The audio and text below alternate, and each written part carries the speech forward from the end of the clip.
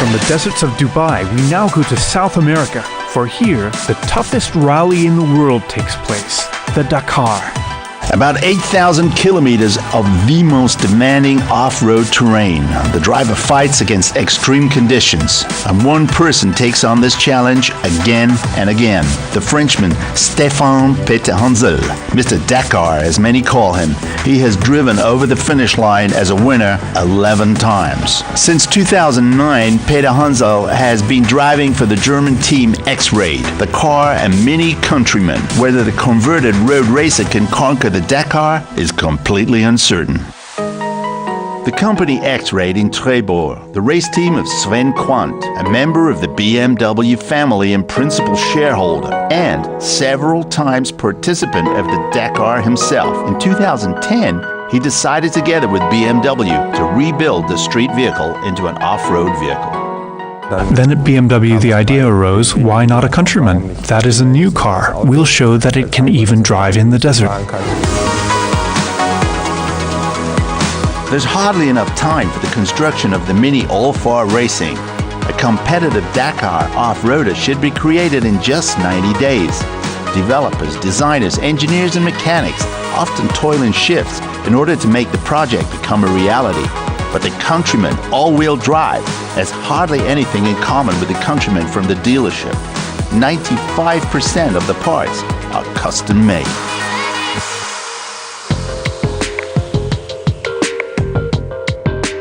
The car is 30 centimeters longer and 40 centimeters higher than the production series road version of the Countryman.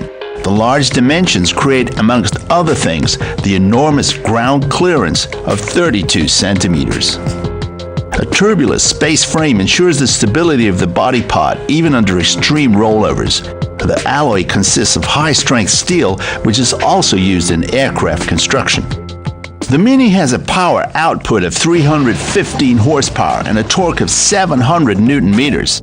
Its top speed is only a meager 180 kilometers an hour, but more is not necessary for the rally. Center of gravity, suspension tuning, engine management, and not least the driver ensure for a successful package. Stéphane Petithansel has won the rally 6 times on a motorcycle and 3 times with a car. Thus, the Frenchman is the most successful driver in the history of the Dakar Rally. In 2009, he moved to Sven Quandt's X-Raid team. Despite 2 disappointing 4th places in the Dakar Rally in 2010 and 2011 in the BMW X3, Petithansel remained the first choice for team boss Quandt.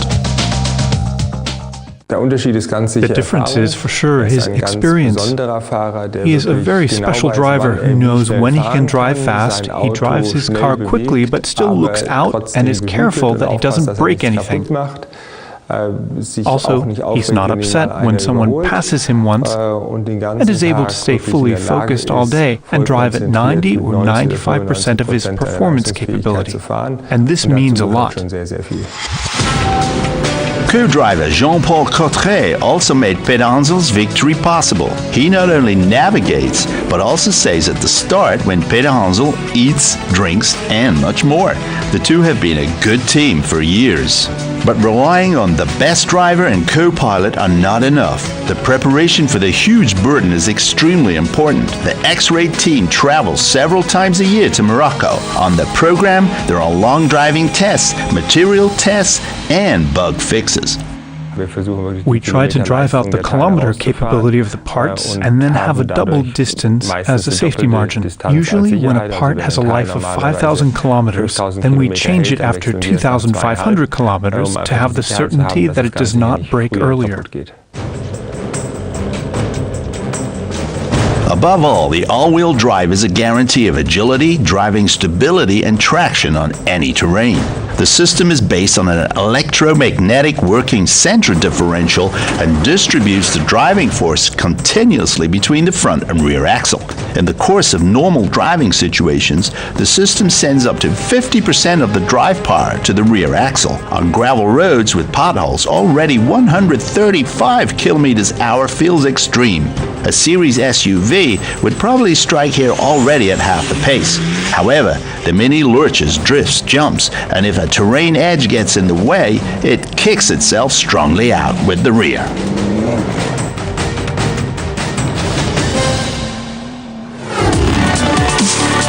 In the 2012 Dakar, Peter Hansel can show what he's got in the Mini. Already after the second stage, he takes the lead in the overall standings and finally wins the rally with half-hour lead. His 10th overall victory is perfect.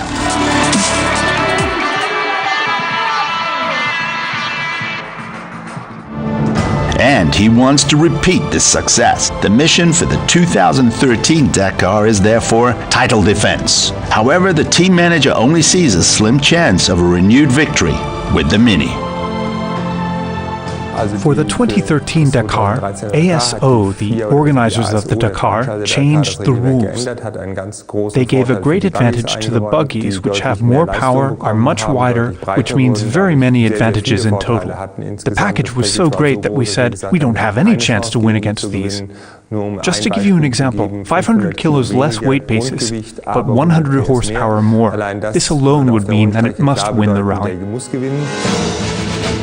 The competitors in the buggies are none less than the Dakar winner of 2010 and 2011, Carlos Sainz and Nasser Al-Attiyah. With the Red Bull buggy team, they represent the biggest competition for X-Raid.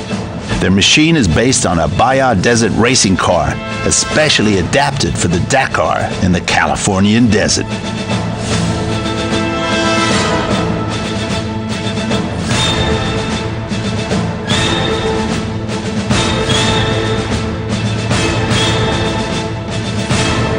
One of the things of the Dakar is you need a car which is working fine in dunes, it's working fine in a road, it's braking good, it's agile at the same time. You need a good compromise everywhere. We need to put more mileage to see where we are. The rear-drive buggies can reach a top speed of over 200 kilometers an hour, and its V8 engine delivers more than 400 horsepower. And thus Nasser Al-Attiyah and Carlos Sainz have the more powerful vehicles compared with the X-Raid Minis. But their major drawback are the short development time and only a few kilometers of testing. It will be a tough battle between the two teams. And indeed, at the beginning of the rally, the buggies drive out their advantages in the dunes and are faster than the Minis. Carlos Sainz of Spain wins the first stage. The third, the fourth, and the sixth stage go to Nasser Al-Attiyah, also in the Red Bull buggy. But the X-Raid Minis keep up. The head-to-head race begins. Sometimes the Minis arrive as stage winner and sometimes the buggies. It remains exciting until the ninth stage. Peter Hansel leads with only 1.5 minutes in front of Al-Attiyah. Then suddenly the problems begin for the buggies. Engine failure for Carlos Sainz. Al-Attiyah failed water pump. A short time later, he finally has to give up.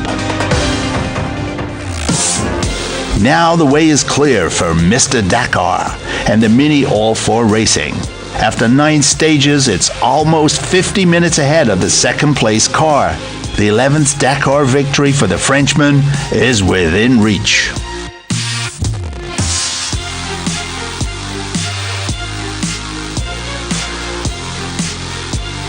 After 8,500 kilometers, arrival in Santiago de Chile.